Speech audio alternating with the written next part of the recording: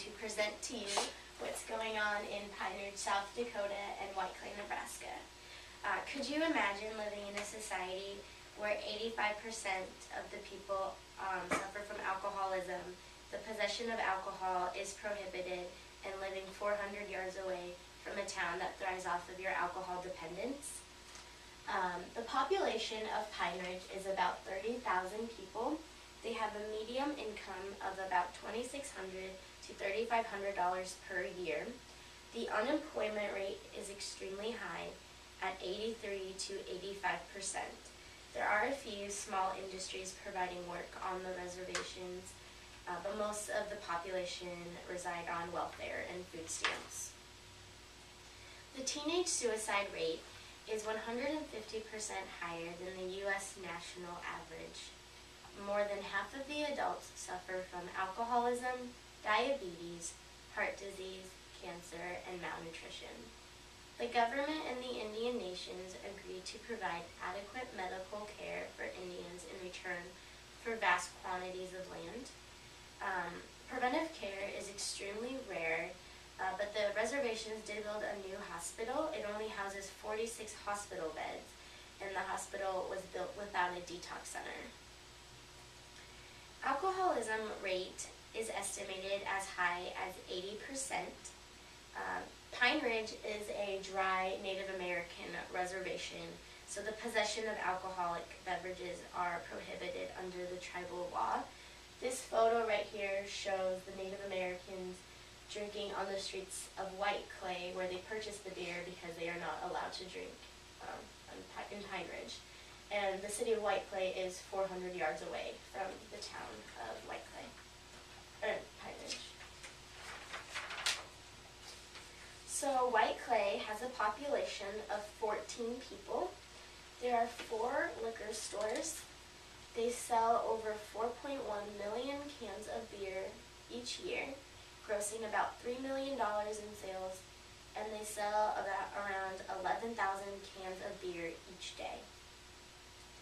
This photo right here shows the main street of White Clay, and it shows 3 of the liquor stores, and as you can see right here, there are 3 Native Americans, and they are drinking in the streets of White Clay.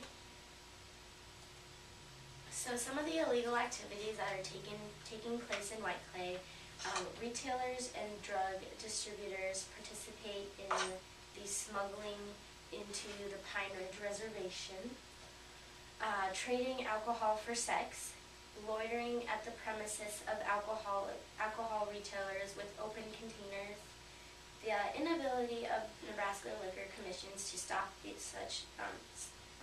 illegal retailer activities, such as selling alcohol to minors, alcohol sales to intoxicated people. And another thing is, I read some of the Native Americans will exchange their food stamp cards for alcohol, since they can't purchase alcohol with their food stamps.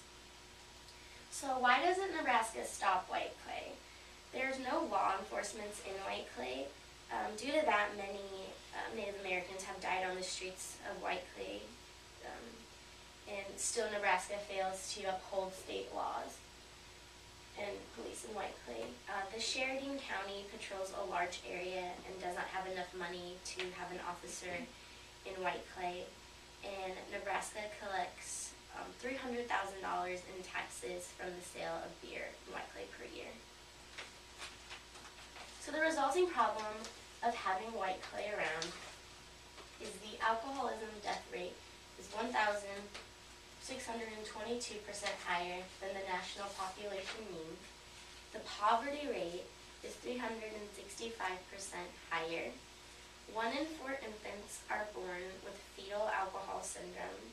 There's a short life expectancy, and they are in third world conditions. On Fox News on February 9th, 2012, Tom White, the Omaha-based attorney, was quoted saying, "You cannot sell 4.9 million 12-ounce cans of beer and wash your hands like Pontius Pilate and say we've got nothing to do with it being smuggled." White Clay has no schools, churches, public restrooms, doctor offices, fire stations, or law enforcement. White Clay's purpose is just to sell alcohol to the Native Americans. That's how they thrive and make so much money. But the residents of Pine Ridge, they do have hope.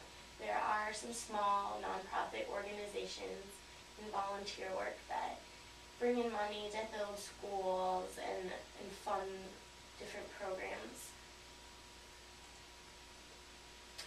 In the news desk on March 1st, 2013, Alawan Martinez was quoted saying, "We have so many strong, sober relatives that the only option is to continue to heal. We no longer hide our spirituality. We no longer walk in shame of who we are. An escape from slavery of alcohol is now occurring, and soon the mind of the Oglala Lakota will be liberated."